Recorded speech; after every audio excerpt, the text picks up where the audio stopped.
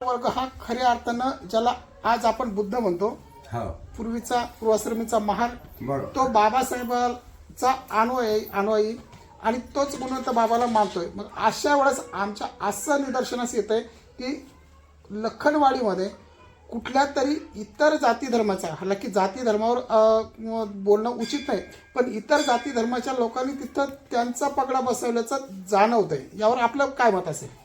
ठीक आहे ना, बरोबर आहे ना. त्यावेळेस आपला समाज गरीब होता, गरीबाला कळलं नाही. समाज हा म्हणजे आपला विपरीत झालेला होता, कारण आपल्यापाशी काही नाही. त्या समाजांनी त्या बाबाचं वैभव वाढवलं किंवा त्यानं करून घेतलं त्याच्या परीनं. हे मी आजही आनंद मानतो ना या गोष्टीले, आजही मानतो ना.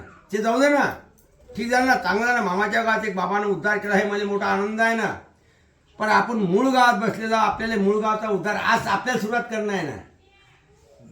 हे तर मूळ आहे ना. देव शेवटपर्यंत जिवंत असताना बालपणापासून तर अंतिमपर्यंत म्हणत गेले, मायगाव सिंधी, मायगाव सिंधी.